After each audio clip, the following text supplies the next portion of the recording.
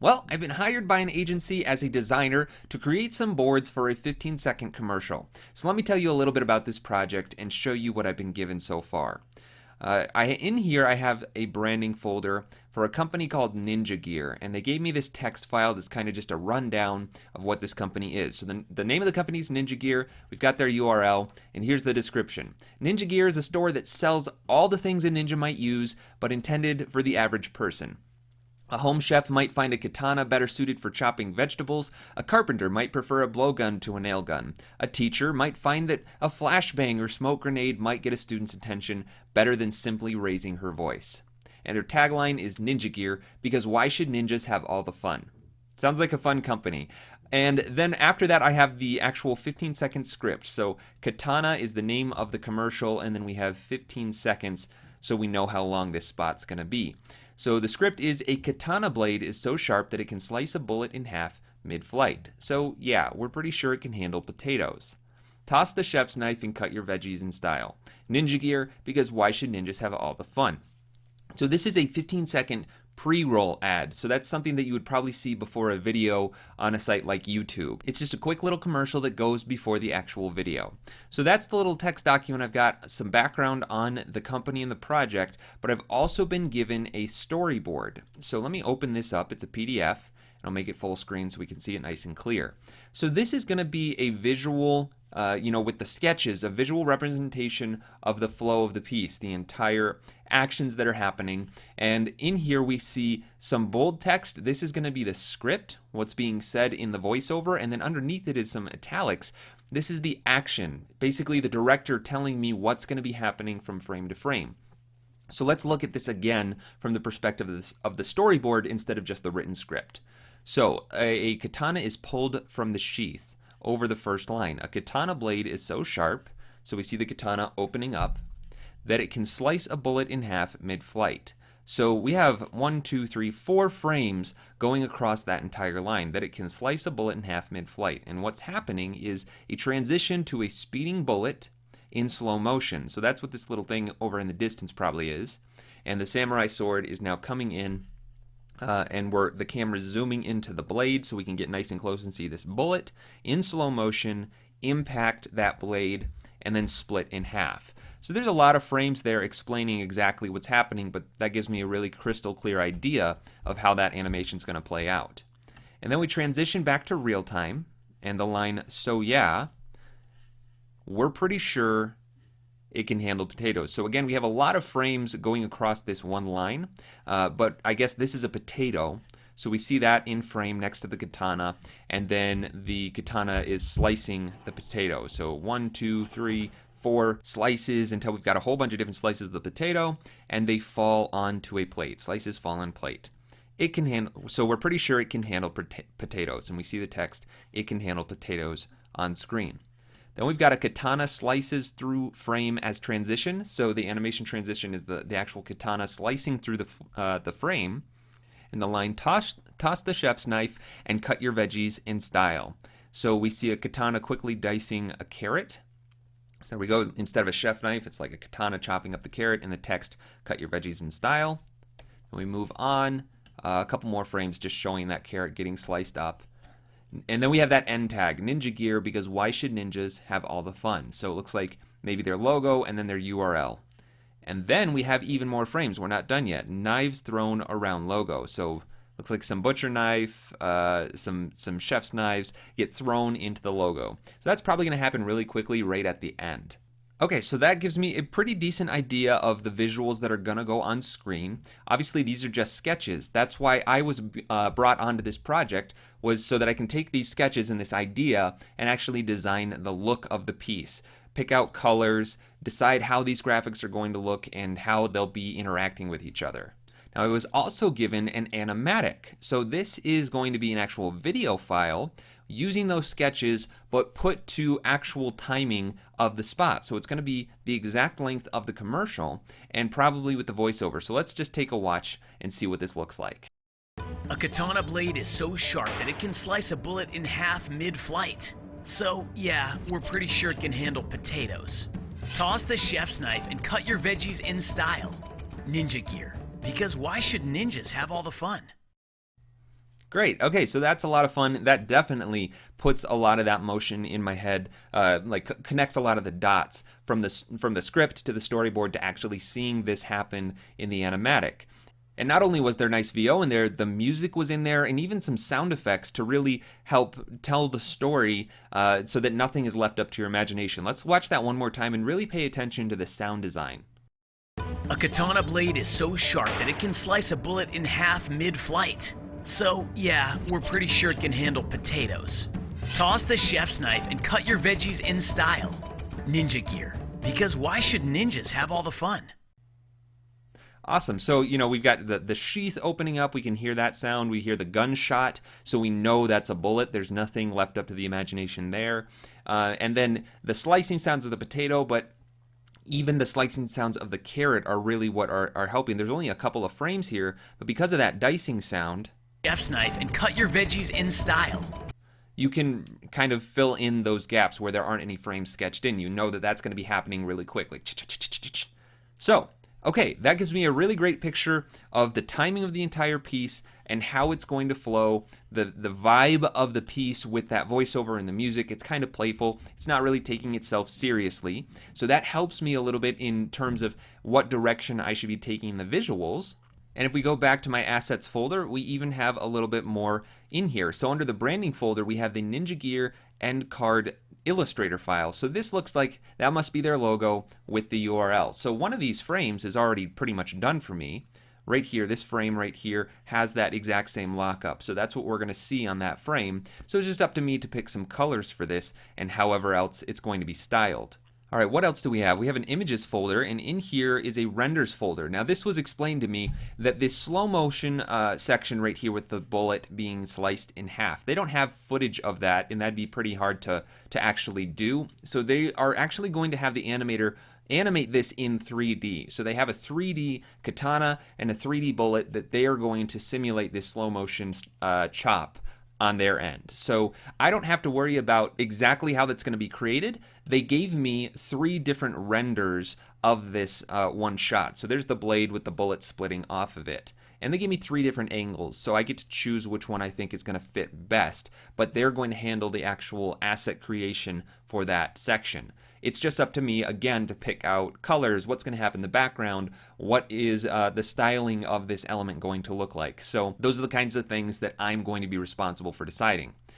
Alright, so I've got those. I also have a stock folder. So let me open up all these at once and take a look. Looks like we have a bunch of potatoes with slices and whole potatoes, and it even looks like those are all from the same series of photos, like the same photo shoot, which is great because that means they were all shot under the same light, and I can interchange any of these elements and the lighting will be consistent, so it will look like they're part of the same element.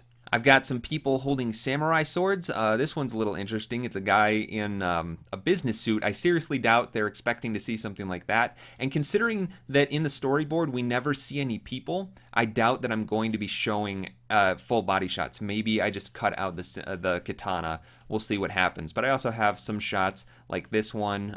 Nice, depth of field coming out with that blade pointed towards the camera.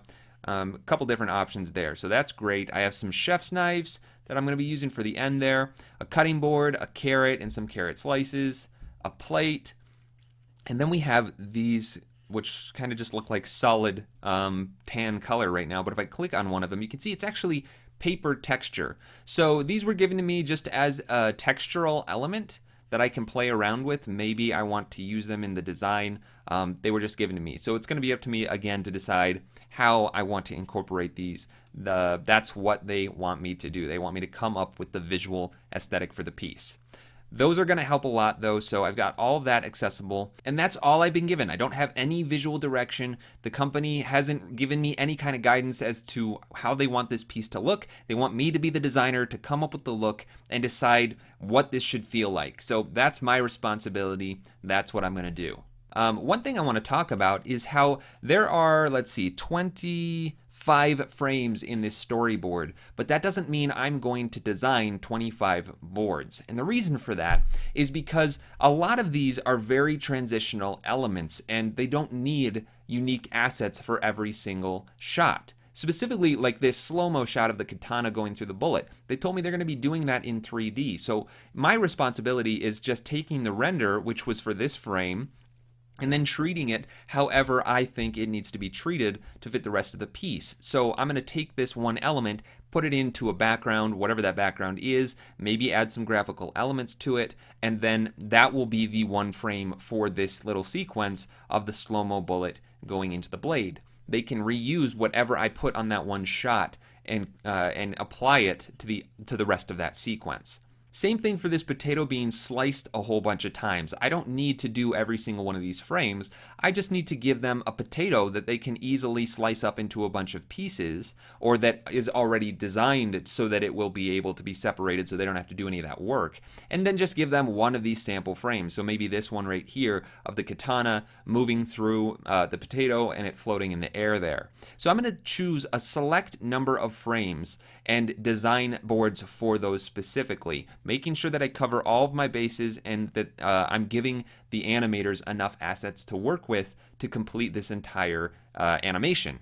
Another thing I want to think about is the transitions, because some of the transitions have been laid out in the storyboard very clearly, like this one right here, the katana slicing through the frame. Sometimes transitions are not laid out in storyboards, and it's up to me to have a discussion with the animator or the director to talk about what that transition might look like. If they want me to put thought into the motion and decide how that transition should look, or sometimes the animator doesn't want to see anything designed for that. They want to be the one who designs the transition, so they would prefer that I just design frame A and frame C and let them come up with what frame B looks like.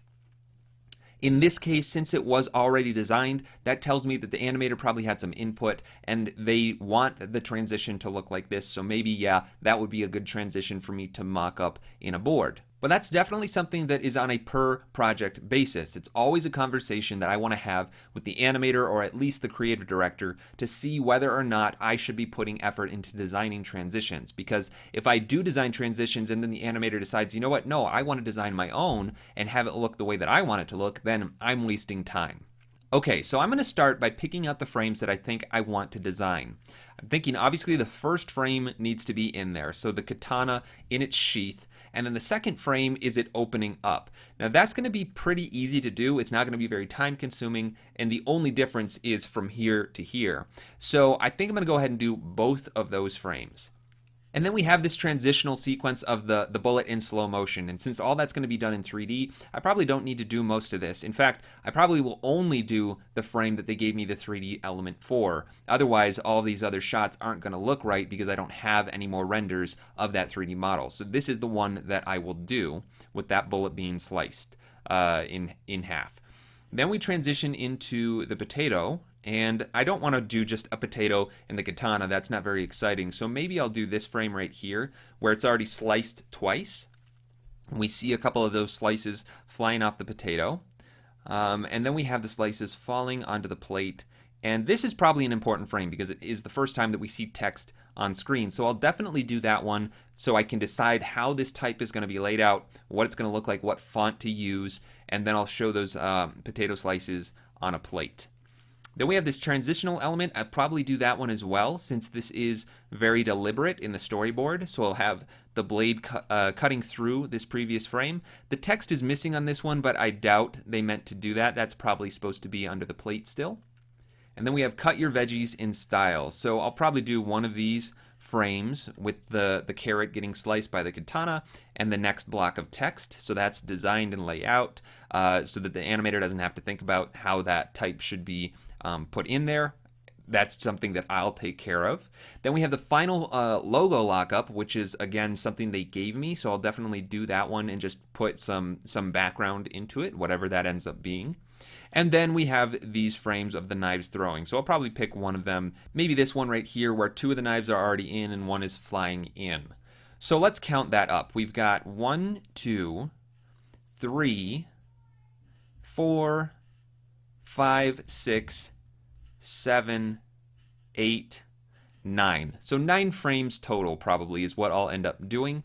So now that I've decided that, I'm going to just jump straight into Photoshop and start building this. Now the reason why I'm starting in Photoshop is because I have a lot of stock photos of actual physical elements that are going to need to be cut out. And obviously I want to be working in Photoshop with that, not in Illustrator. That doesn't mean that I'm not going to need Illustrator. I'm probably going to want to use some vector elements, but working with a lot of photos in Illustrator isn't the best way to go. It's not a very fun process. It's not easy to transfer from Illustrator back to Photoshop if I need to, so I'm going to build everything in Photoshop. So I'm going to start with the 1920 by 1080 preset and go into my advanced options, make sure that this is set to sRGB, and my background contents I'm going to turn to transparent, and I want to make sure that I have artboards, and I can't put in a specific number at this point, so I'm just going to leave it like that, but everything else should be great. I'll click create, and there we go. I've got my first artboard, and from there I can add more. And before I do anything, I'm just going to save this PSD, and I can't even save it right now by pressing Command S because there's nothing in it. But if I come up to File, Save As, then I can save it. So I'm going to put it in my Assets folder, and I'm going to make a new folder called Boards. And I'll name this Ninja Gear Katana Boards.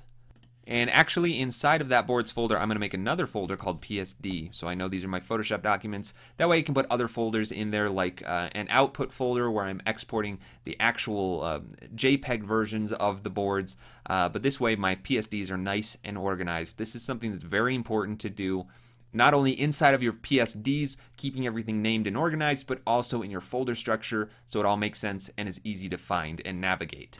I'll click Save, hit OK, and I'm ready to go. That's saved, and anything I do in here is now in the right place. Let's take a look at that storyboard again. We've got those two first frames of the katana opening up from the sheath. And then let's take a look at the stock that I have access to. So let's see.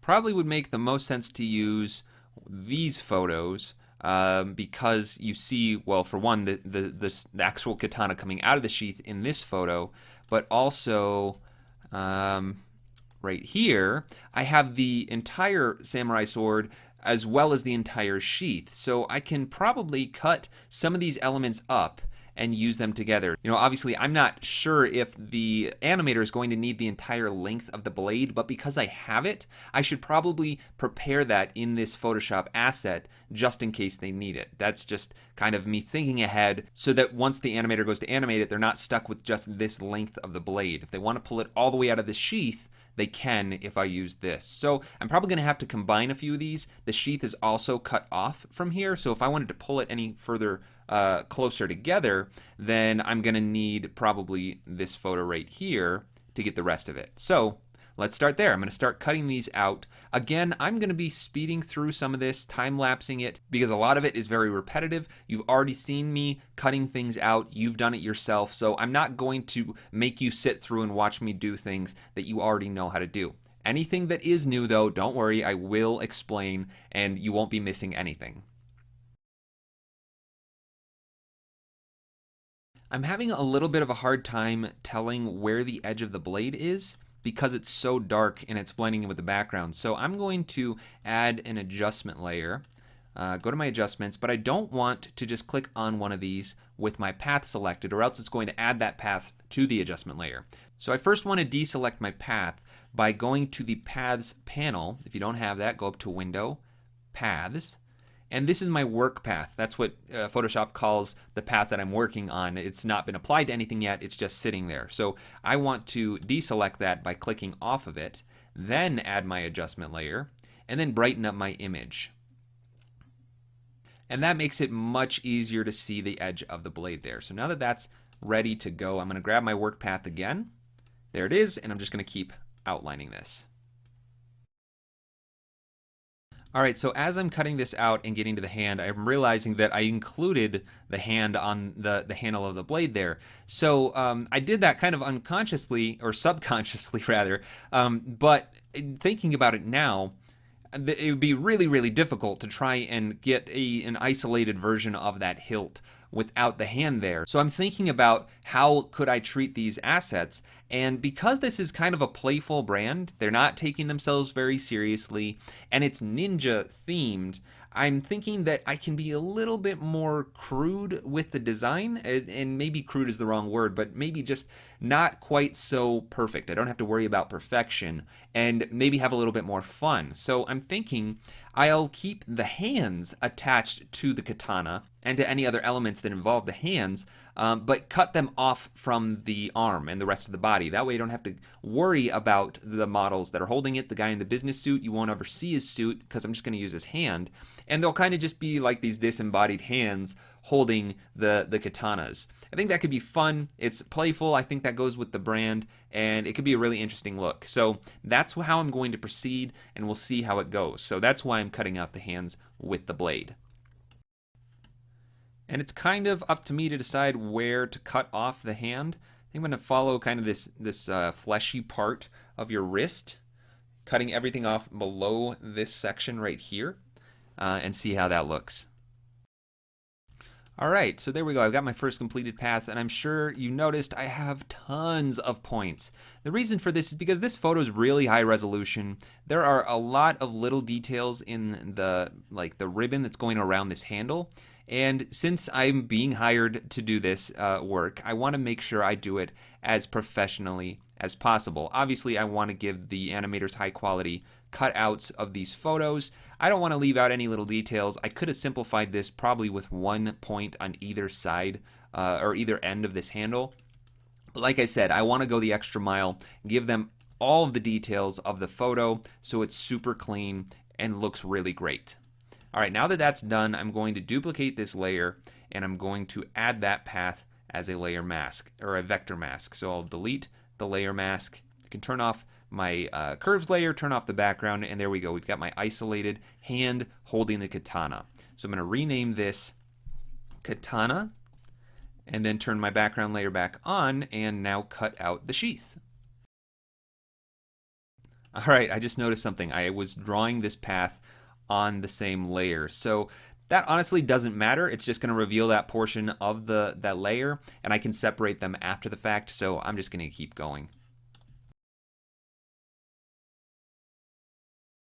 Alright, there are my two hands holding the katana and the sheath. So I'm just going to duplicate this layer, call it sheath, and then get rid of the path that's over the katana on this layer, and get rid of the path that's over the sheath on this layer. So I have two separate layers now. You can get rid of that curves and make sure to save this. So for every stock photo that I cut out, I'm just going to save it as a PSD so I can fall back to it for those sorts paths, but otherwise I'll just be pulling the layers into other documents. So I'm going to call this Katana Sheath 01, and I'm going to put this under my boards PSD folder, but within this I'm just going to call or make a new folder and call it source, so that I know these are not necessarily the final assets that'll be handed off to the animator, but they are they're instead the source PSDs that have the cutouts within them that I can always go back to. So I'm going to duplicate things out of these PSDs.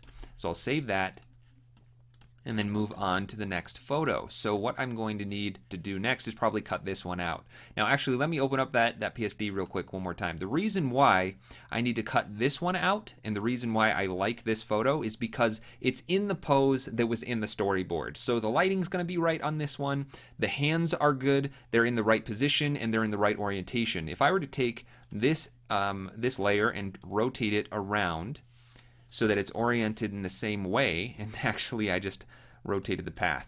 There we go. If I rotate both of these layers so that they're in the same orientation as what was in the other photo, then I'm going to get one hand upside down, and that's not the way that I want it to look. It's not very natural. Instead, I want to see those two hands in the same orientation like this, not one upside down. On top of that, because I rotated them, the lighting is completely different. It just doesn't match up well. So I think I'm going to be merging some of these elements from this document with some of the elements from this document. So I want to preserve the hands in this one and probably extend out the sheath, and then maybe replace this blade with the blade from the other document. I might have done a little extra work than I needed to by cutting out those hands, but like I said, I want to go the extra mile and make sure that I give the animator every single little detail that I can. I don't want to under-deliver by any means. So I'm going to continue cutting this out and then start putting some things together. Another little tip is if you're running into issues where your path might be overlapping into what is in the background, like the model, just give yourself a little bit of a contraction on your path. Don't worry about cutting a little bit of your subject out, which in this case is the blade, because you don't want to see any of those pixels of the background. So just err on the side of cutting a little bit off rather than keeping a little bit of the background in.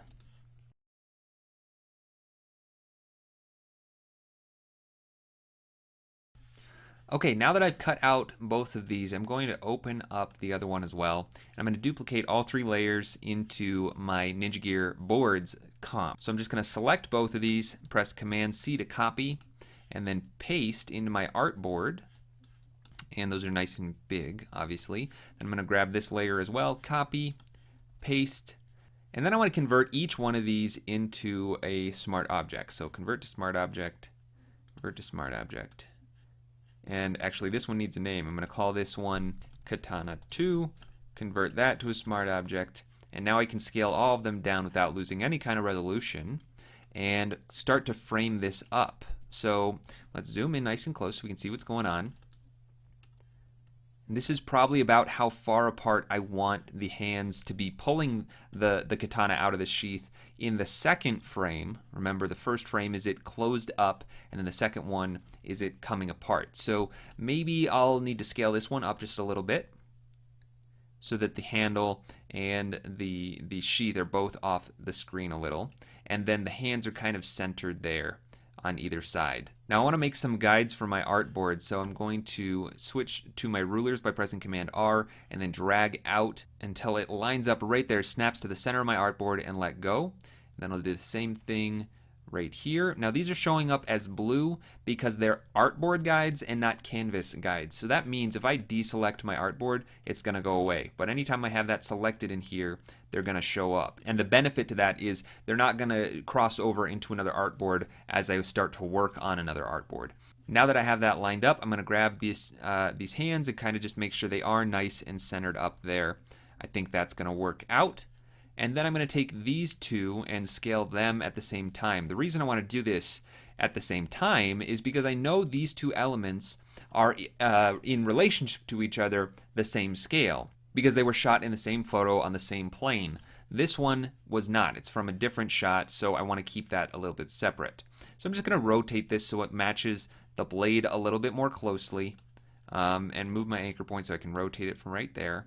But there we go. Now it's lining up the blade, and I can grab both of these and transform them at the same time. And now I just basically want to match up the size of this hand to the size of this hand. And I can use the katana itself as a reference for that as well.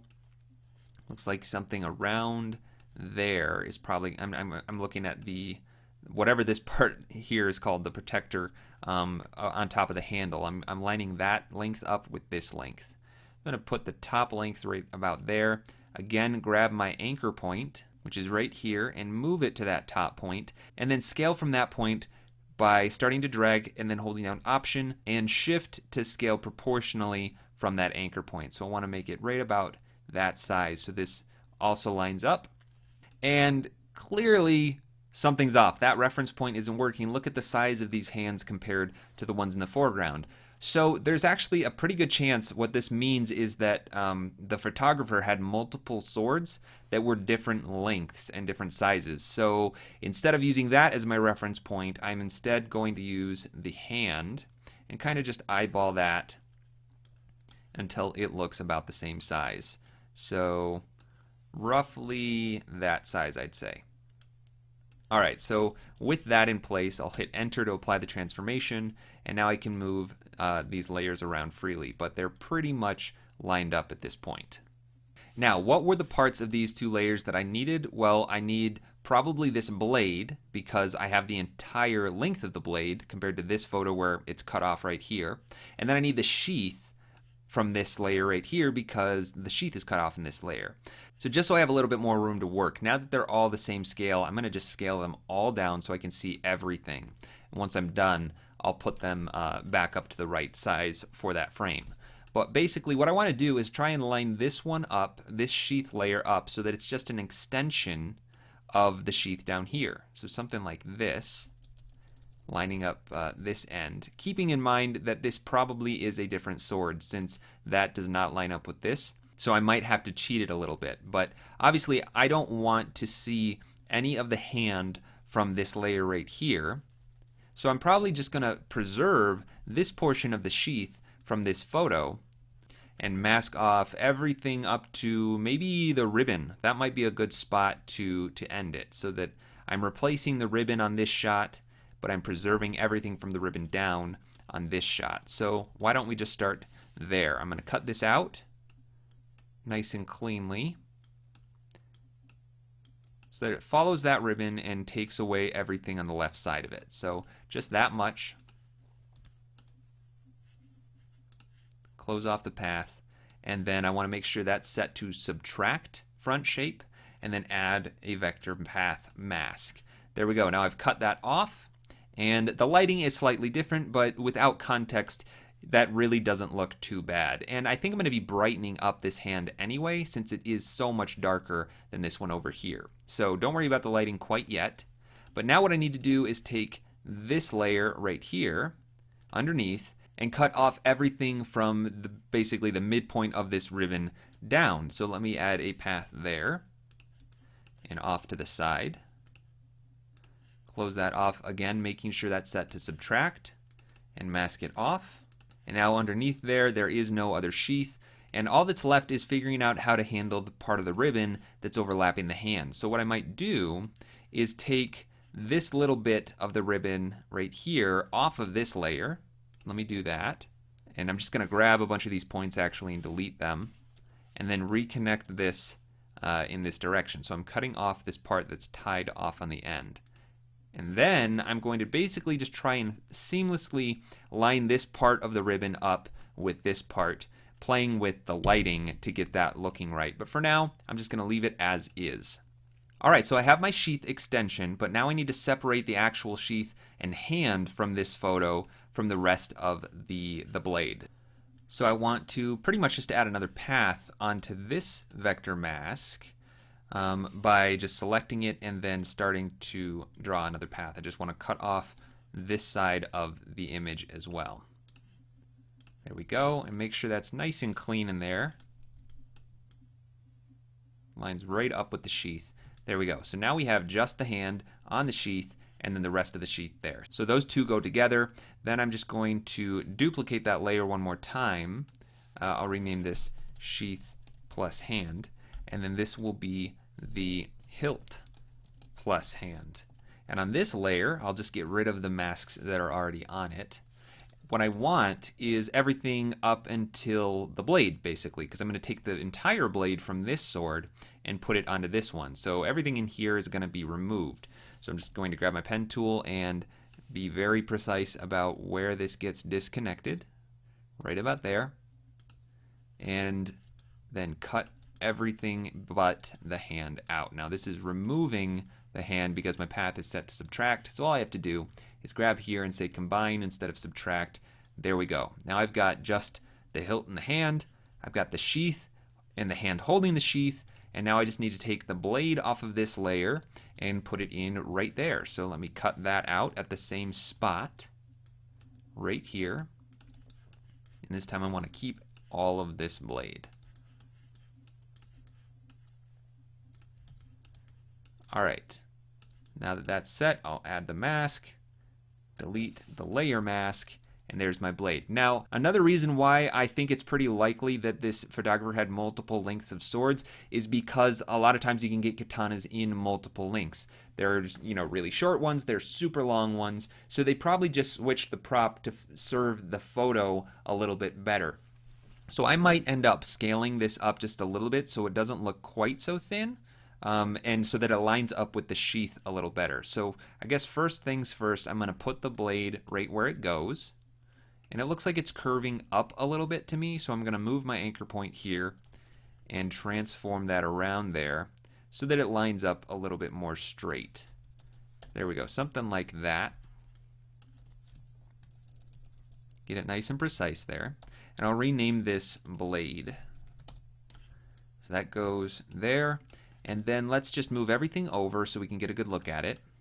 And these two really should be grouped so that I don't move one independently from the other. That still happened when I grabbed it because I have auto select layer on, but if I change this to auto select group, then when I click on this, it's going to move the group as a whole. So I'm basically just seeing if this sheath is the same length as the blade. It looks a little bit longer than the blade, so I'm just going to move it up like that, and then I'll take that blade and scale it up so that it matches a little bit more closely. So again, moving my anchor point, holding down Option and Shift to scale from that point, and then just making the blade a little bit bigger. Cheating it a little bit, but nobody is ever going to know. Then I can line this up, and there we go. We've got my, actually this would probably move all the way up to here. And you know what? I'm going to do a little bit of research real quick to make sure I get this right. So let's open up Google Images and just search for katana in sheath. And yeah, it looks like that would go all the way up to the little protector there. So this really needs to butt right up against there, and then the blade should be sized to the sheath. So I'm going to move that, that sheath up a little bit one more time, grab that blade, and scale it down just a little bit. Something like that. Alright, now that those proportions are set, I can put these together, make sure that's nice and aligned, and then move all of this together, scale it up a little even. Because everything's smart objects, this is totally non-destructive, and because I'm using vector paths, I can really scale this as much as I want. So I'm probably going to want to line that center point up right about there, right on that protector, and then just scale it up nice and big, something like this. Maybe that's a little bit extreme. We can scale that down just a little bit. Something like that. And that might be a good starting point for this first frame with those two together. Now, obviously the lighting on this side is not working. It does not look very convincing. So I think I'm going to go ahead and add a curves adjustment to this directly. Command M is curves shortcut. And I'm just going to increase the brightness. Now, I'm not going to be able to match this exactly to the left hand, but I'm going to do my best. Remember, I'm not worried about perfection here because of the style that I think I can go with. Can be a little bit more crude, but I'm also pretty sure I'll be stylizing these photos quite a bit, so it'll hide some of the imperfection. So I'm just going to get it about right, something like that, and click OK. And then I want to just take a look at this ribbon and see if I can do anything to line it up a little bit more nicely. So maybe just drop it down 1 or 2 pixels, something like that. And it looks like I've got a little gap here that I might have missed. Yep, there's a little white part of the background that I need to cut out of this layer. So I'm actually going to go into the Smart Object for this one. Find that spot. There it is, hiding on me. And then cut that out. So let me zoom in nice and close. I'm on the path, so now that I start drawing another path, it's going to be contained in that same mask. Cut out that hole, and then make sure to switch that to subtract. And there we go. Now there's an actual hole there. I'll save the smart object, go back into my main document, there it is. And then to make this ribbon look just a little bit more seamless, I think what I'll do is just feather the mask just a little bit. That way I can go into where the actual sheath from this photo was, and it'll kind of just fade into that shot a little bit more cleanly.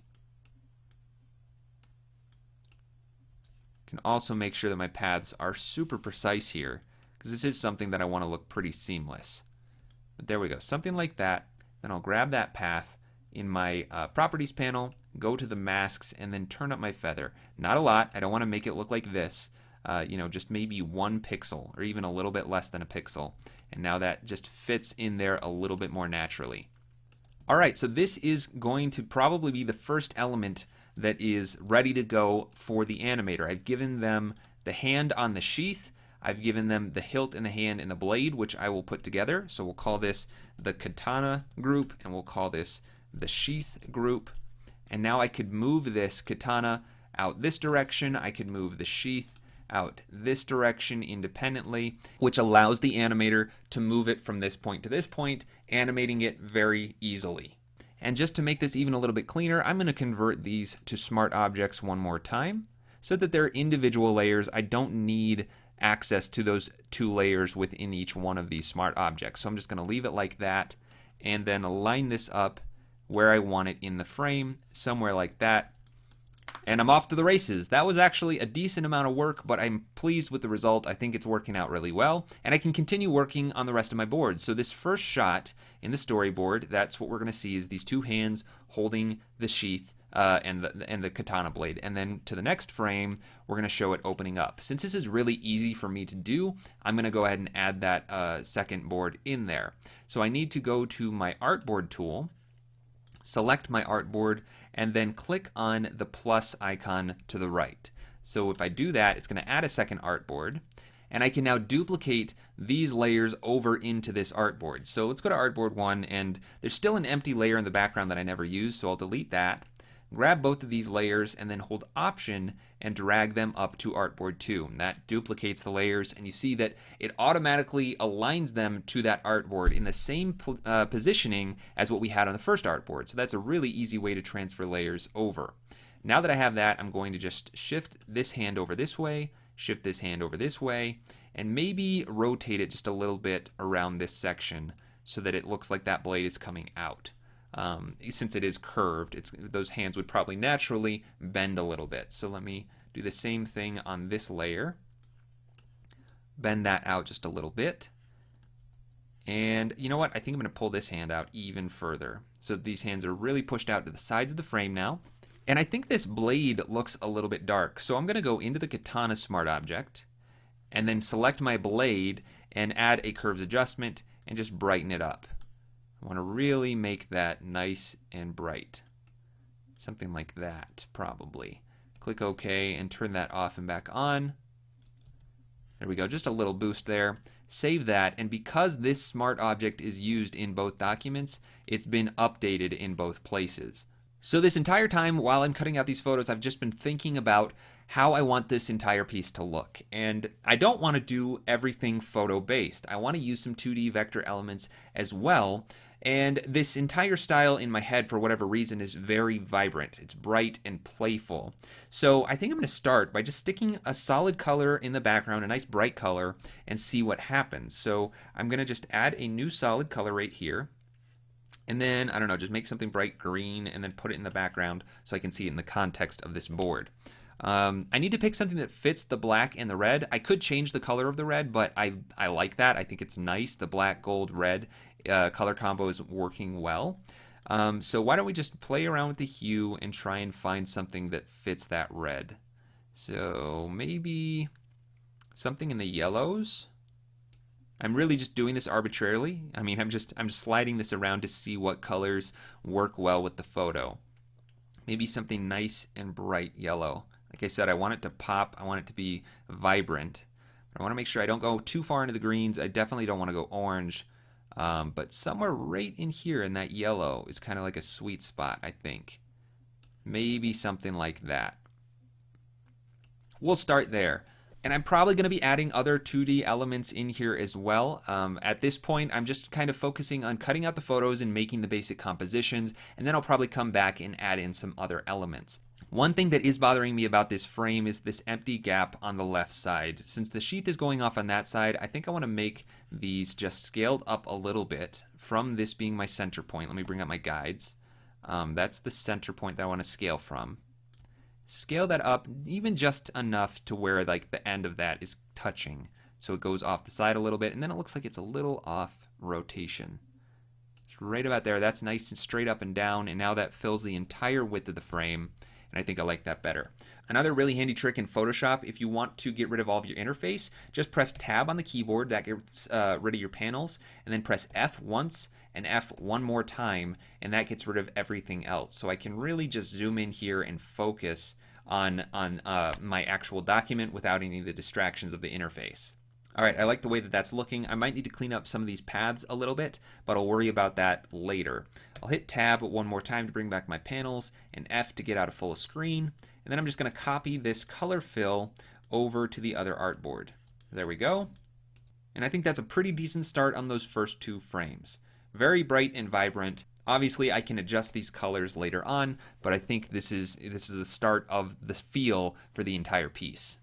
Okay, I'm going to move to my next artboard. Click on Artboard 2, and that gives me the option to add another one on either side of this. Just add one over here.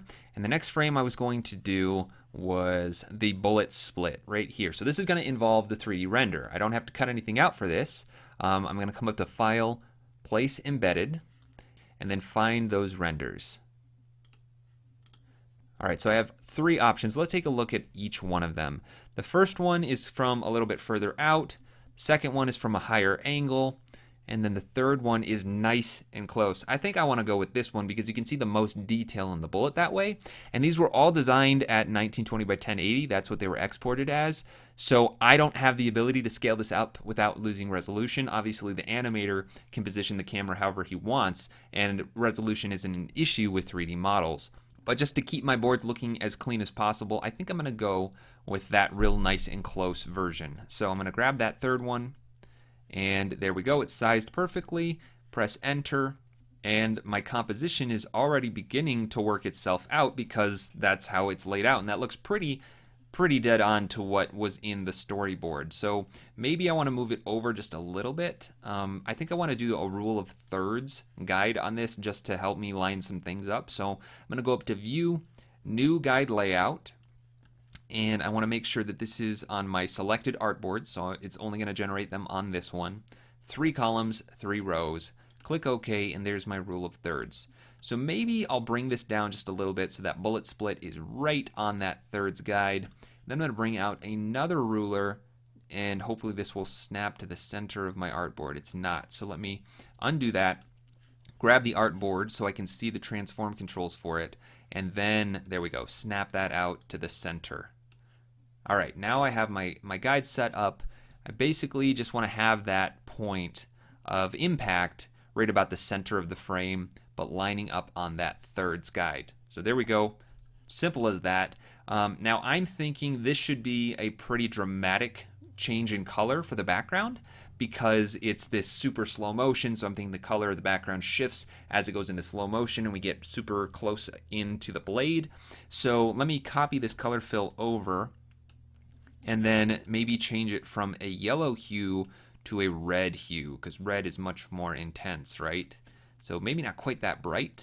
It's really hard to look at. I don't want to give any kind of eye strain, but just dim that down a little bit, and then I don't want it pure red, maybe just a little bit of orange. Not this much. I don't want it to look like Halloween, but just something a little bit off that pure red hue, like that. I think those two colors work pretty well together, and like I said, I can always come back and adjust colors, but I think that nice bright red background makes this shot much more intense.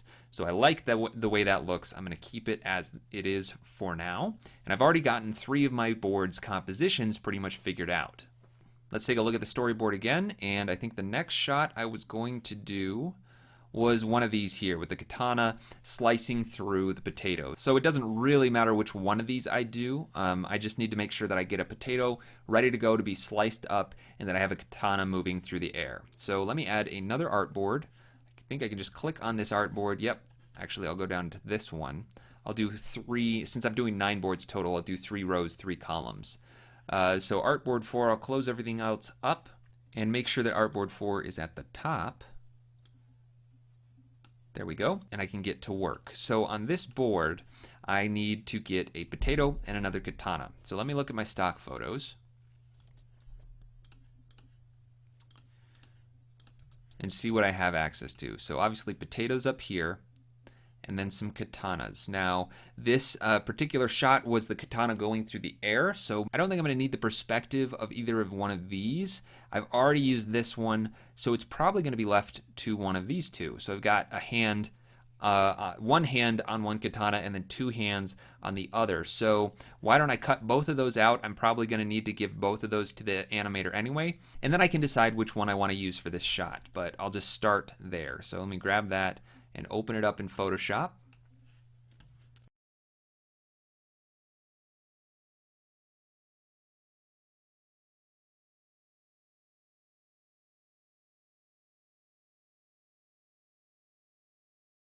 Okay, there I have the two katanas cut out, and I can start working them into my board. So I'm going to copy both of these. Actually, I'll rename it first. Katana plus hands 1, katana plus hands 2. Alright, select both of those layers and copy, and then paste them into this artboard.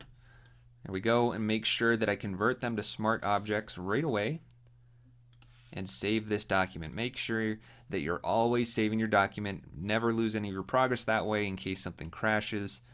Just make sure it's always saved. Command S all the time. Alright, so there's my two katanas. I don't need both of them within this particular board. Let's just take a look. I'm thinking I want to do a frame like this one. Probably work on the composition a little bit. The sketches, obviously, they're just rough. The compositions within these frames with these hand-drawn sketches is not set in stone. That's something that I'm responsible for cleaning up and making a nice composition. So I think I'm going to take one of the katanas that's going in that direction. I kind of like the one with the two hands, I think. It looks more like they were intentionally trying to do something with the katana. For whatever reason, that's just how I'm seeing it. So I'm going to turn off the other one for now, and then maybe just place this somewhere around here in the frame. Now I got to pick a color for the background. I'm not exactly sure what color I want yet, but I'm just going to move one of these in here, just so I have something in the background to look at. And then, I don't know, we've got the yellows to the reds. Maybe after red we'll change the color from something from yellow to something different. So let's just try and pick a different color. Not red, obviously, because we were just on red. Maybe something in this green area. Maybe a little bit more blue than yellow, so it's more different than these first couple of frames. Thing around here, maybe.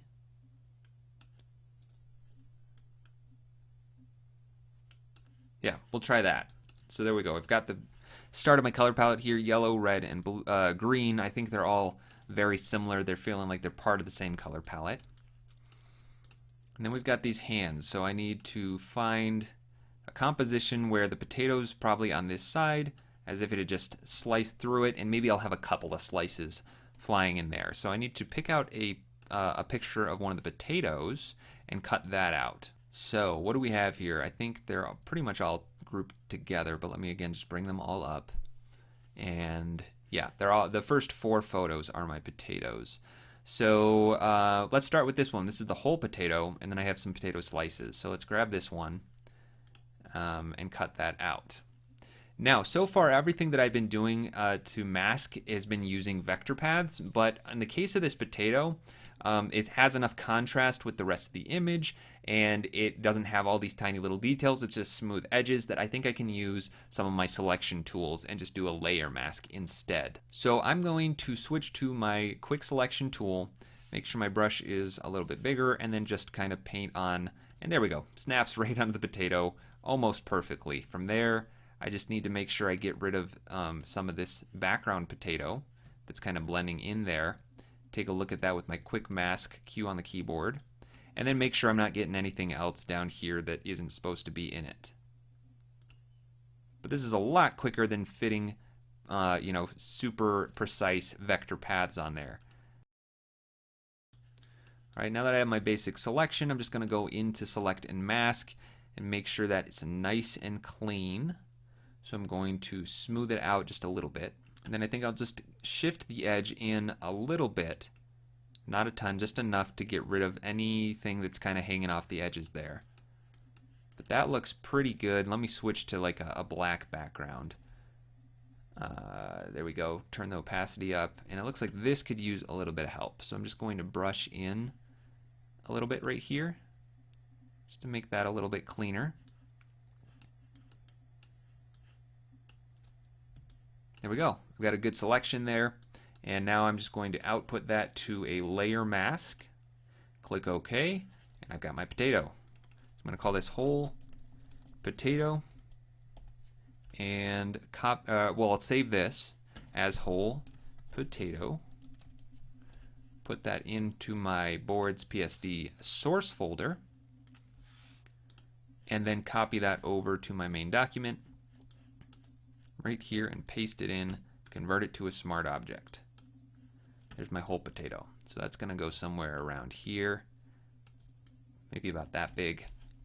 And then what I need is to artificially slice this up. Now, I can't just, take my lasso tool and make something like this, mask it off, duplicate it, and then invert my mask, because, the bottom portion might look fine, but I would see a section of the potato right about here where you can see the inside of it. So I need to artificially recreate that, hopefully from the other stock photos that I have access to. So let's take a look at those real quick. I've got this grouping of slices, which I can't really do much with these since they're all covering each other up. I don't have the entire slice. So basically I'm just going to look at this one slice on top and cut that out, and then I have, I think, an alternate right here where I could take this one as another whole slice, and then one final one with an alternate angle. So I'm basically going to take the top slice from each one of these photos to use as individual slices that I'm recreating artificially inside of this board. So let's start with those. I'll grab each one of those and actually just open all of them up at once. So drag them down to the Photoshop icon. That'll open each one its own file, and I'll just start cutting these out. Now I'm using the lasso tool here because I started making selections in Photoshop with the lasso tool, so I got a lot of practice with it. Pretty much everyone I know since learning how to make selections this way thinks I'm crazy for using the lasso tool, so do not think that this is necessarily the best way. I'm just pretty quick at it. That's why I'm doing it this way. You could use any of the selection tools to add or subtract from your selection. I just find it quick and easy to be able to freehand and follow the contour of images with the lasso tool like that. And I almost always at least, go back into the select and mask, smooth it out a little bit, maybe add some contrast, and again shift that edge back. Okay, I have all of the slices cut out now. I'm not really worried about preserving this as a PSD, at least not for each individual slice. So instead what I'm going to do is just copy this layer and paste it into this document. And then I'm going to grab this layer, copy it, and paste it in the same document. Then I can just close these. I don't need to save them. They're super easy selections, and now I have them all in one document. So I'll call this document probably Sliced Potato. Again, putting that in the source PSD. That way everything's backed up into one document and I don't have to have all these crazy PSDs for things that actually go together. But now we can see that all three of these slices really do look like they came from the same potato because they're all shot in the same light, the same environment, so those are going to work well. I don't think this third one is necessarily going to line up as well as these two do, but that's okay. I don't have to have them all exactly on top of each other. I'm just going to crop this in, and you can do this quickly by making a marquee selection or any selection and then just coming up to Image, Crop. So you don't have to use the crop tool to crop. That's a quick way to do it. So I'm going to call this Potato Slice 1, 2, and 3, and then save this document, copy those 3 layers, and paste them into this document. Again, making sure to convert them to smart objects. That should be the first thing you do every time you bring one of those layers into your main document, because that way you don't have to worry about scaling and resolution. So I'll just scale this down to be about the same size as the potato, roughly. It doesn't have to be exact, but something about that width is probably about right. Can move those around. And I'm going to go ahead and put these into a group and call it potato, just so I can keep my layers nice and organized. We're going to have a lot of layers, a lot of groups inside of these artboards, so I want to stay organized as much as I possibly can. And now that I have these slices and this potato, I can kind of put a couple of them together to hopefully make a convincing looking sliced potato with the contents exposed. So let's start by just basically splitting this layer in two and separating the top from the bottom half. So I'll just grab my pen tool so this is nice and clean path, something like that, and maybe curve it up just a little bit more. So around there, and then section off the top portion of this layer. Delete the vector or the layer mask, just keep the vector mask and make that combine. So there's the top of my potato. Duplicate the layer, and then I could actually just invert the mask. There we go. So now I've got the potato bottom.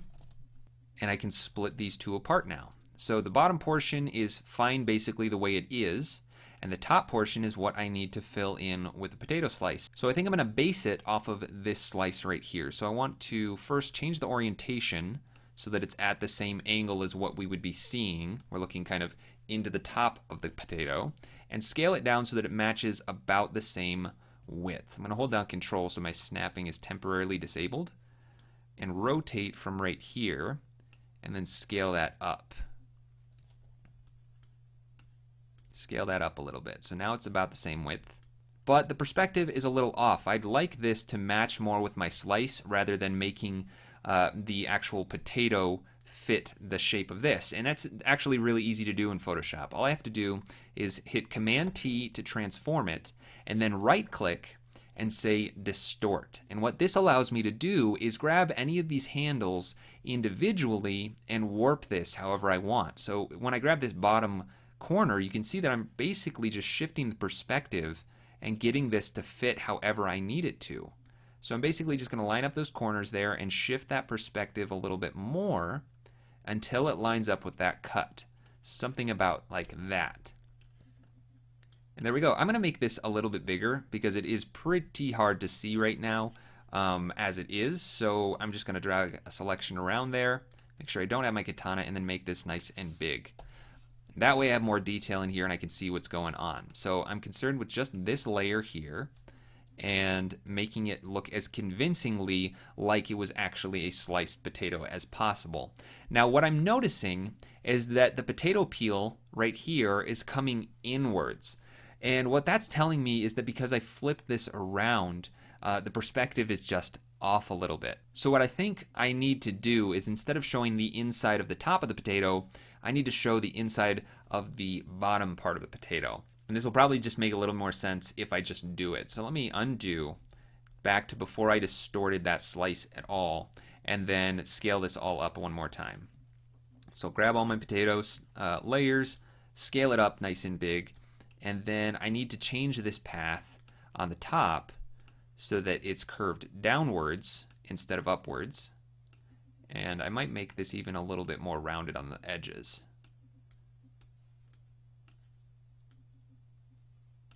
And then pull it up. I don't want so much of that top to be left after that first slice. Something like this. Okay, so there's the sliced top, and then the bottom needs to curve down in the same way. So I'm going to grab that vector mask, and I'm actually just going to invert this. So it's combining, not subtracting. And maybe at this point 2 or 3 slices have already been chopped off, so a little bit more of the potato would be gone. Maybe about that much. And line this up fairly nicely, something like this. And now you can see that I'm missing that inside portion of the potato. And what I was talking about with the perspective is because of the shape of that potato peel, it looks like it's going to more naturally fit the this perspective. So from here I can now distort it, go into the warp, or sorry, not warp, but distort, and then shift this perspective around, and I think this is going to look a little bit more natural. So I'm not too worried about matching my curve exactly. I'm more worried about making the distortion of this layer look natural. So maybe the slice looks something like this.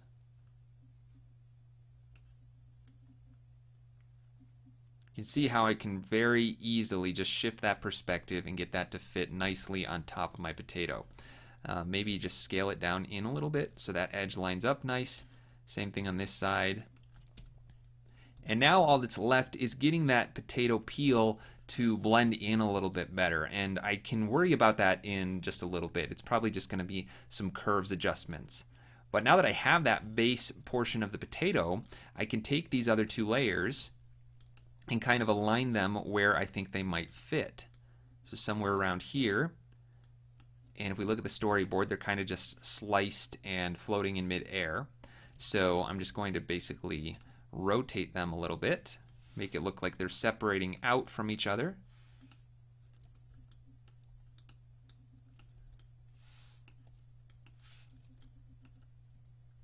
and maybe just play with that distortion a little bit to shift that perspective and fit the bottom portion a little bit better. Something like that, and then we have the top up here. So there's a pretty sizable gap between the top where it's been cut and the next slice.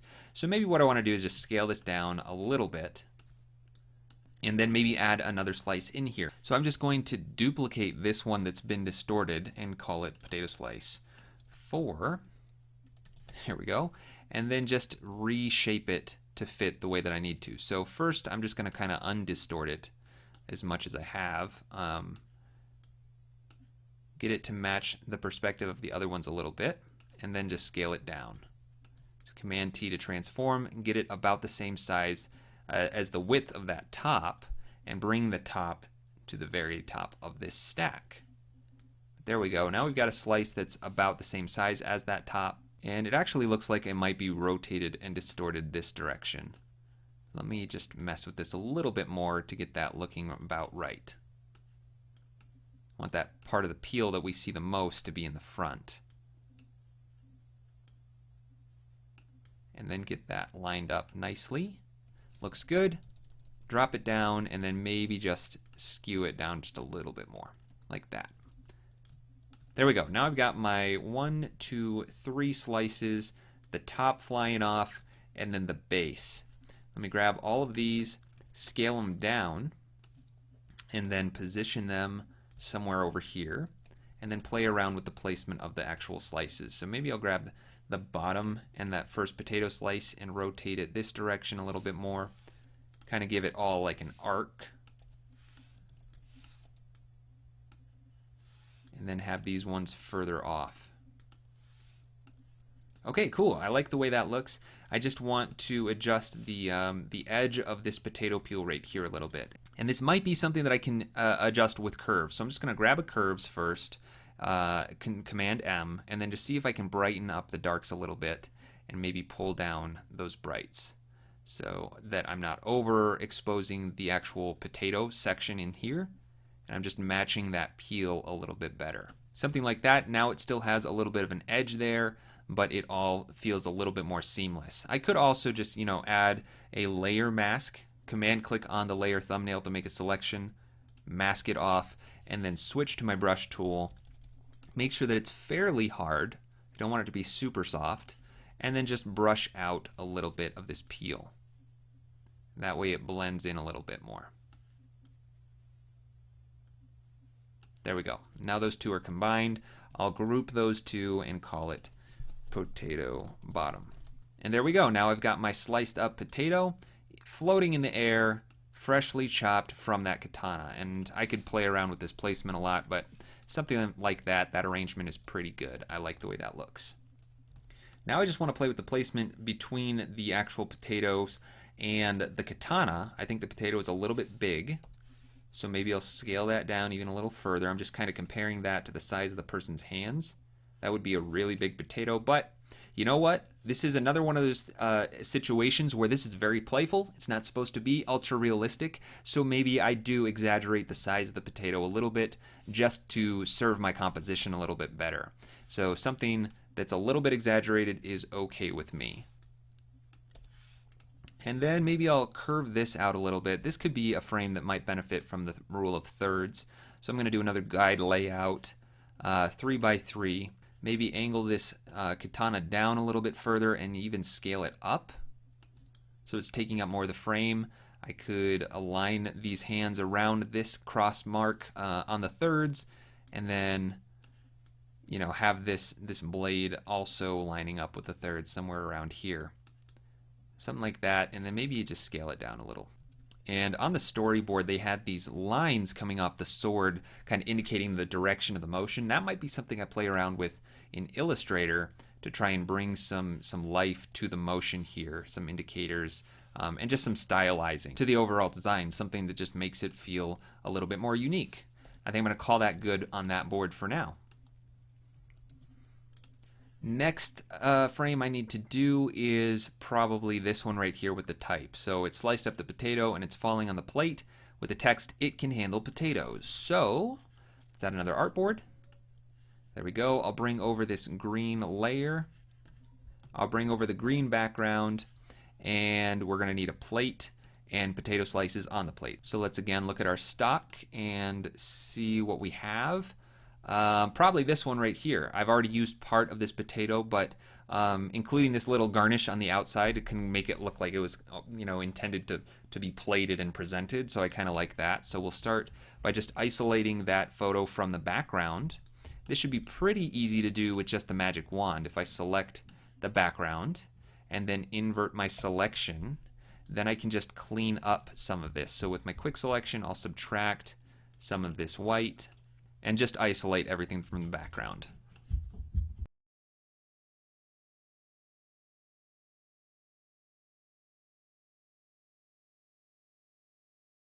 Alright, there we go. We've got the hands holding the plate with the potatoes on top with the little garnishing. It looks pretty convincing, like it's actually there, I think.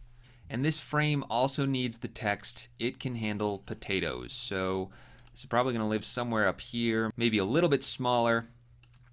And then I need to put some text in. Now, the storyboard is rough. Again, I can choose how I want to do this type, but I kind of like the layout that was sketched out. So I think I'm going to try at least starting there. Let me add some guides into this.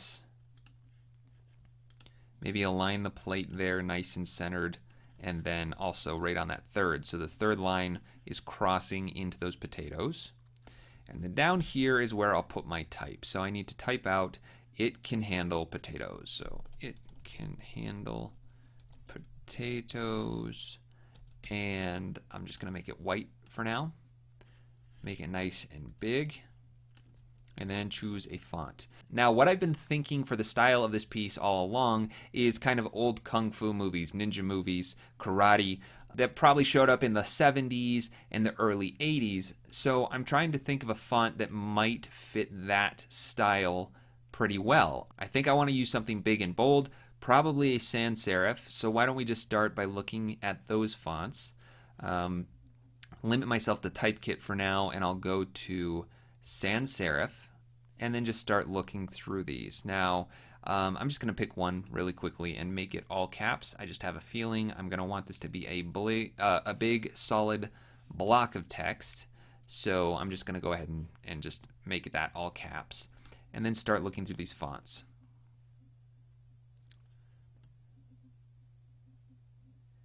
This one I like. It's super wide, which probably will lend itself to this wide frame and the space that I have access to. So I'm going to drop potatoes down to the second line just like it was written here, and then maybe just look at the weights. So we've got a lot of different weights. Let's just see what black looks like.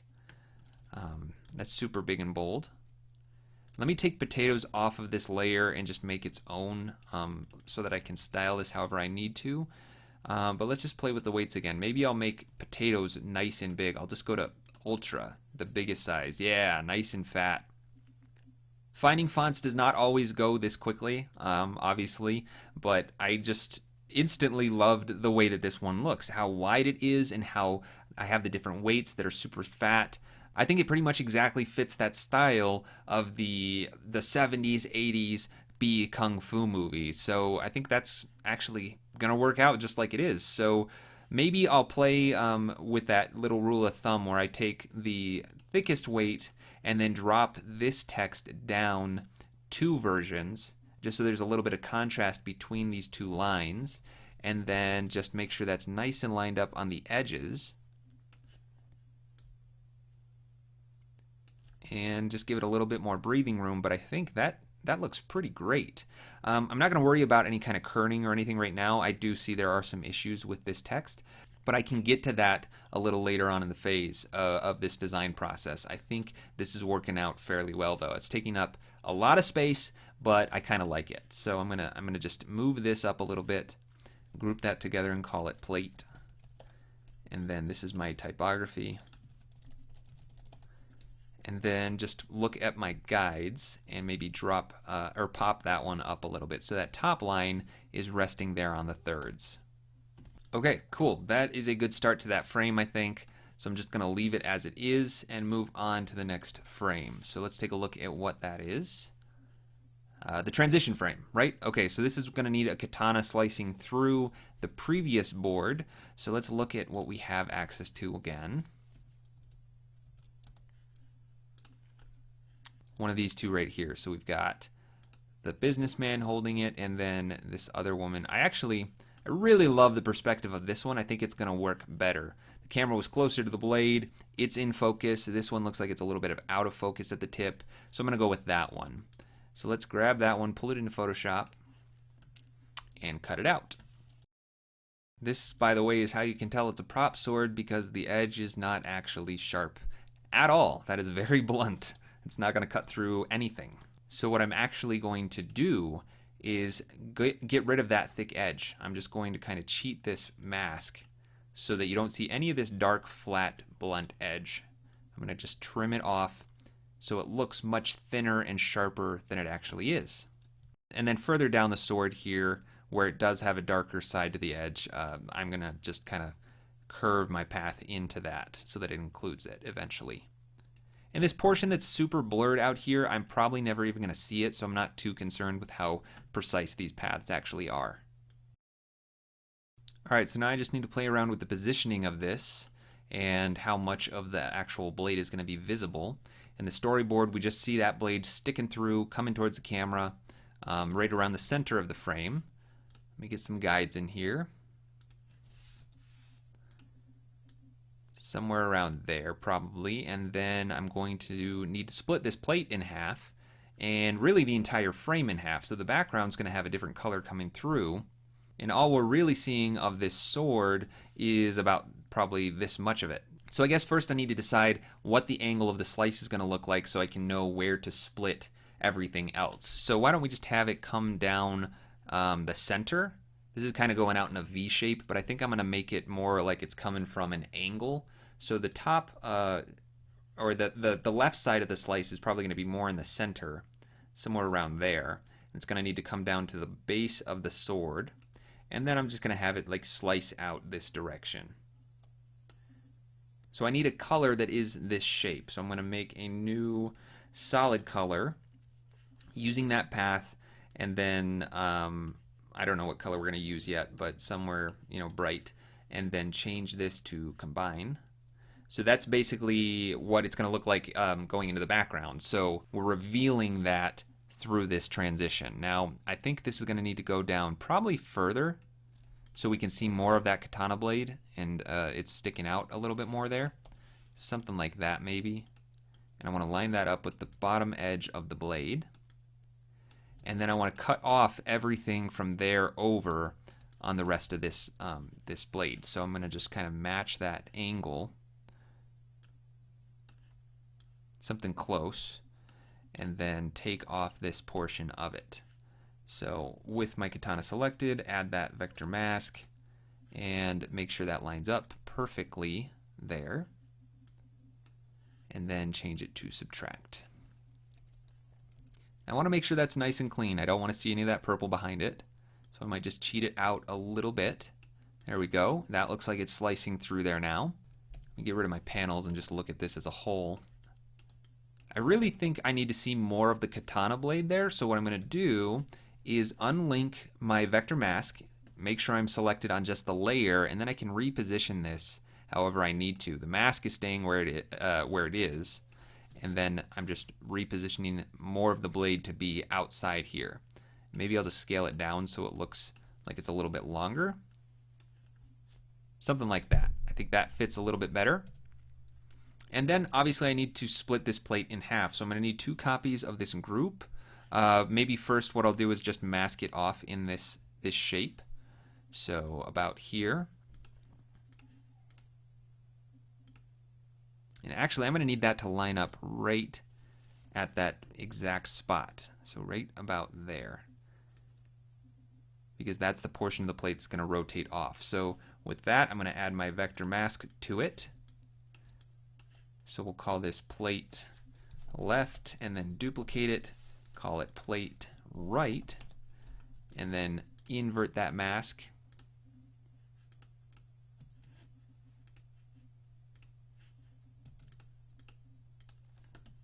and rotate that group a little bit. I'm going to leave the mask where it is, I think. Deselect the path and then move my anchor point right here and rotate from that position. So actually, you know what? What's probably going to make this easier to line up is just aligning this mask exactly with that left edge of the path, and that way I can rotate the mask with it. Now that that's lined up, I can link this up again and then transform the plate and the mask,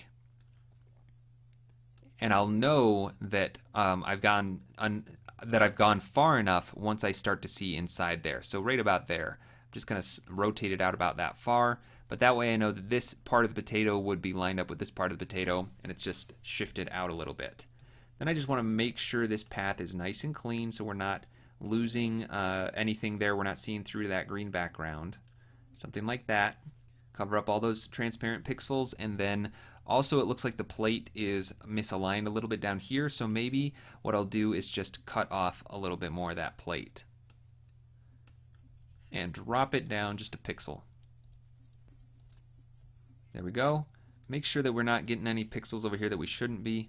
Bring that mask out. There we go. That looks pretty good.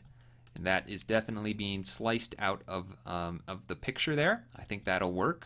Now this purple color I pretty much just randomly chose. I probably want to change that. Maybe we'll go back to the yellow. So we start in the yellow, go to this intense red, to the green showing off the product, and then we slice through and get back to the yellow where the katana is going to be chopping up the carrots.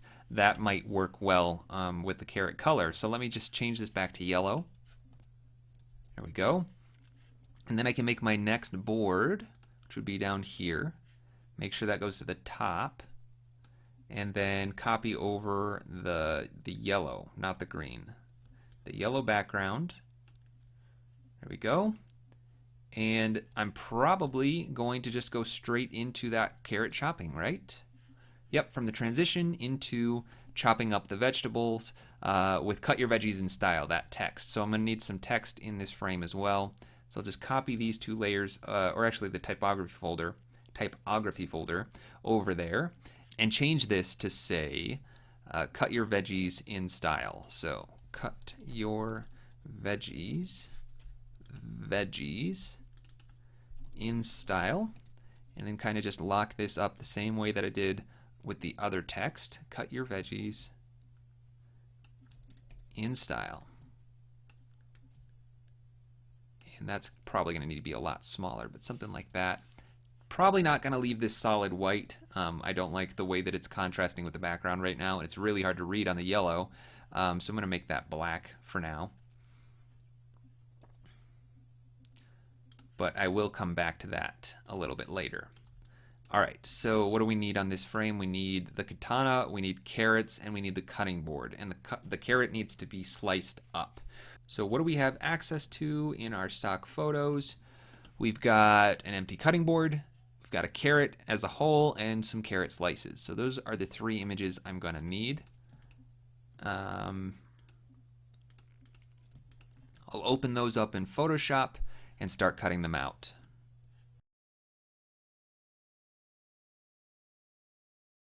Now, just like the potatoes, I'm going to need to show the inside of the carrot, so I'm going to take this carrot slice and use the surface of it to kind of mask that part of the carrot that I'm going to have to cut out to give me something that isn't actually there, and then I'll probably use these slices, or at least this front slice, also as something that's laying on the cutting board there. Now this slice was actually a part of a peeled carrot, so I don't want the outside, I just want the inside, the center portion right there, so that that's all that we see. Then all I have to do is take the portion that intersects with the widest portions of the slice and cut off everything below it. So if I just do this, add a mask there onto my carrot, that adds instead of subtracts. It seems like it's always doing the opposite of what I'm trying to do. There we go. Looks like a carrot's been sliced in half. I think that's actually really convincing, and it doesn't really need anything else. So there we go. Now with the layout of this frame, the katana, it looks like from the transition, is going straight into the carrot. So the katana is going to be coming in this direction. So that means I'm going to need to swap the orientation of my carrot. So let me group that and then just flip this horizontally. And that way it's coming, the blade's going to be aligned with that slice a little bit better. And I'll move the cutting board and the carrot over together somewhere around here. I'm thinking the sword is going to come in over this direction. So there's that. Maybe move this over a little bit. And then I need my katana. Now, there was one katana over here that I had not used yet, if I remember right. Sure enough, right there. Yep, right there. So I'm going to grab that one and just see if that's going to work for me. So I'm going to collapse all these and move this up above the carrot and see if I can get this to work. I'm just going to flip this vertically and then rotate it and see if this works. I don't think this one is going to work because it was taken at an angle that's pretty much straight on the side, and if I remember right, in here we have the business suit samurai that I have not used yet. That's more of the perspective that was originally drawn in this storyboard, so I think I better just use this last photo that I have access to and cut out the hands with the katana and use this one instead. So let's do that quickly.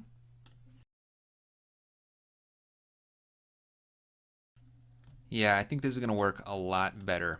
Just the entire, the way that the model was holding the katana and the direction of the blade. So now it's just basically a matter of picking where I want the hands to be and then aligning the blade to the carrot.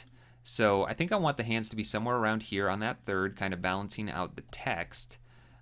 Maybe this text could be moved up a little bit, so that in style, the top of in style is aligned to that thirds guide. And then these hands could be over here on this thirds. And I think I'm happy with the hands there, so I'm going to move my anchor point to that spot, and then Option Shift scale down from that point and align the blade. That way I can choose the scale without having to reposition the hands every time. So something like that would probably work. And maybe I'll raise this up off the carrot. So it's one of the up swings instead of down. So you can clearly see that carrot being chopped. And to sell that even a little bit more, let's move the carrot tip away just a little bit. And you know what? Maybe I'll put an extra one of these slices in there too. So I'm going to duplicate that, get rid of this vector mask, and then just space this out, making sure the tip goes on the top. But there we go. Now we've got a slice of the carrot, and it's just sitting there, maybe leaning up against the tip, and it adds a little bit more depth to that. Alright, I think that's good.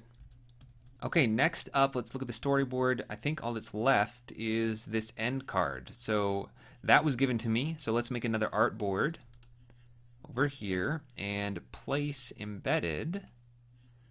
Find that end card right there under the branding folder. We got the logo and the URL. I'll place that in, and the bounding box is not staying contained to the object. I don't know why. But when I place it, it snaps there, so then I can just align it to the center. Now I might want to play around with the alignment of that a little bit above or below that halfway point. I'm probably going to need to bring out some guides to get that to snap to the middle, so I can see right where the actual center is.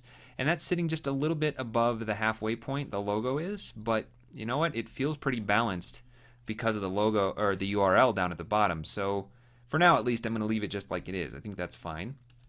And let's pick a background color, probably something that's unique. We've got the yellow, the red, the green. Let's find another bright color in here. So I'll add a new solid. And so we've done yellow, green, red, maybe a purple, a bluish purple, not pure blue, but maybe a purple here. Click OK and move that down below the end card. And this being black on top of that doesn't really work, so maybe I'll make this white instead.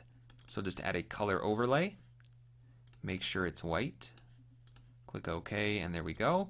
It's a little bit easier to look at now. And maybe I'll just play with that purple a little bit. Take out a little bit of the saturation, make it not quite so intense. Somewhere around there maybe. And see how that looks with the rest of the colors. I think that's pretty good. Alright, and that's really all that goes on that frame, right? We see the logo and then the background, and we hear the line Ninja Gear because why should ninjas have all the fun?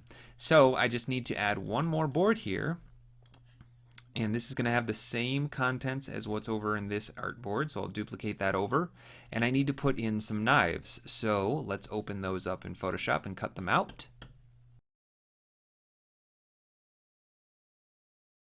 Surprisingly, this is really giving me a lot of trouble on these knives with the reflective edge and the white background.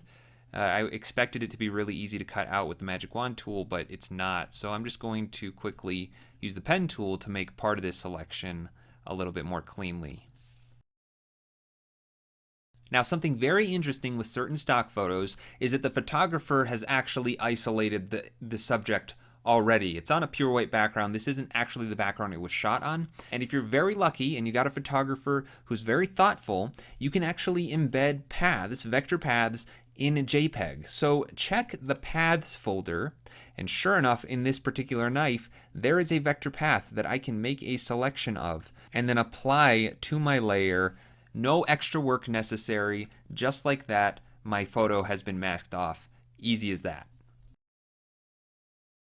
Alright, so here are my 3 cutouts of the knives, and now I can just place them. So the storyboard kind of has the butcher knife coming in from the right side going into the left, and then we've got 1, 2 on top on either side. So why don't I just stick to that same composition and see how it looks. So this one is probably going to be somewhere around here, and I'm probably going to have to distort the perspective on that, but I'll get to that in a second. Then maybe we stick another one in here and flip this one around and put this one up in the top right, like that. Alright, now let's play with the perspective a little. I want to make all these look like they're kind of at an angle and not so flat, so I'm going to transform this, Command T, and then go to perspective. And this allows me to grab one handle and kind of symmetrically scale the opposite handle to kind of adjust the perspective more easily. Now I can't grab this and bring it in. That's what I want to do though, so I'm going to switch back to my regular transform just by hitting Command T. Then I can grab that and scale it down a little bit. I don't want to do this too much. I don't want to make this look super fake, but just playing with the perspective a little bit like that I think is going to work. Something like that. And I'll grab this knife here and do pretty much the same thing. Adjust the perspective so the handle's bigger and the tip is a little smaller, and then just take that distortion down a little bit by bringing this down in like that. And I can play around with the sizing too. I don't have to keep them all exactly the same size they were.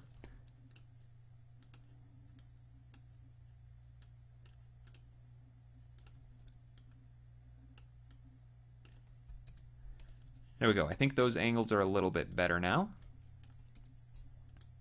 And now I just want to make it look like they're actually in that background, so I'm going to take off the tips of each one of these. So I'll probably just make a path like this and make sure to add that as a mask and invert it. Then I can play with the alignment. We want it to be more like that. Do the same thing on the others. Then I think I'm going to rotate this knife around a little bit so it's not covering up so much of that logo. Maybe right around there.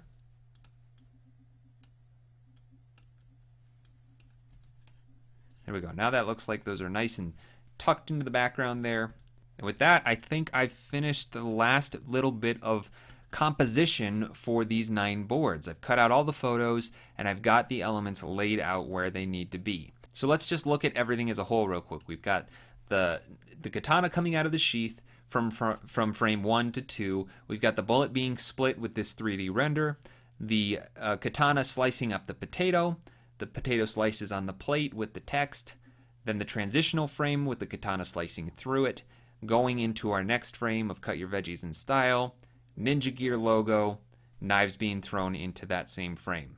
So all of the main elements are there. All the photo elements are there, and the compositions are pretty much set. I'm even really happy with the way that the colors turned out. I think that gives off the vibe that I wanted for this piece. What I'm not happy with yet is the way that this text is being treated. I'm just not happy with this pure white text. But an idea I had was to try something that I wouldn't normally, which is make it outlined. Instead of having a fill, just make an outline. So what I'm going to do is take this group folder, turn the fill opacity all the way off so it basically disappears. Then double click on the typography group to bring up the layer styles for that group and add a stroke to it.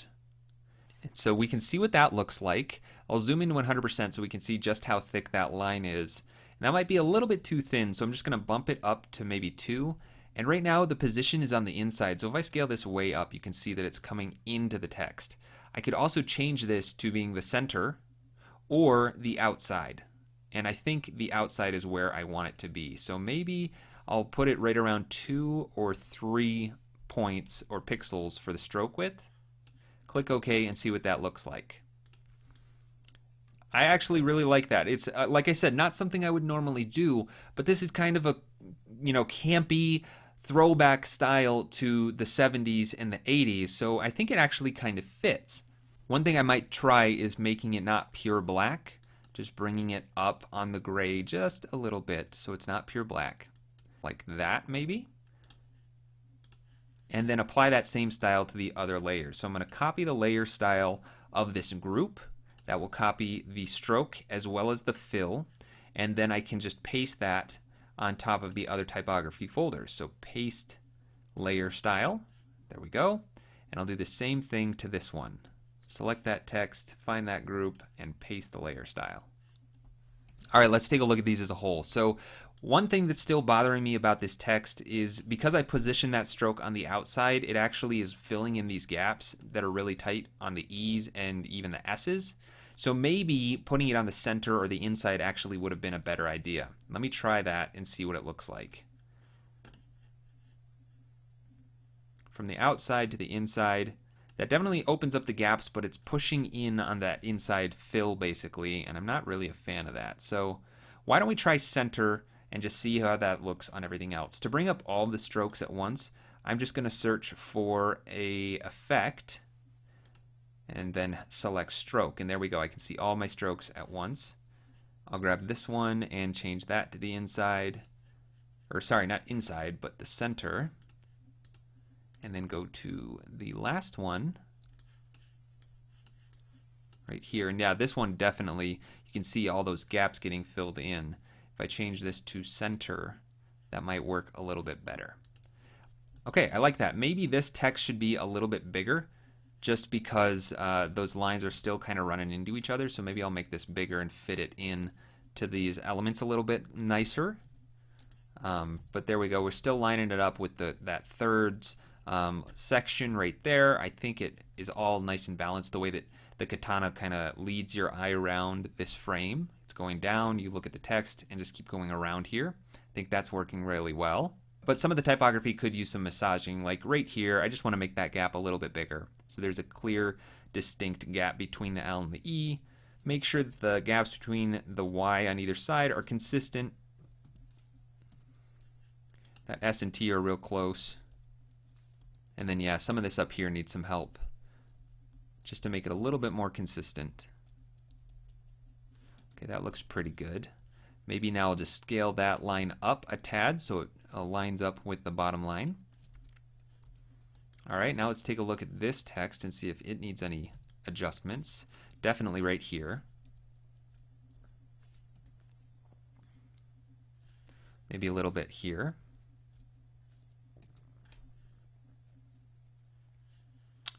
The top line looks pretty good, so now I'll just scale this down just a tad so that it matches that width of the E there.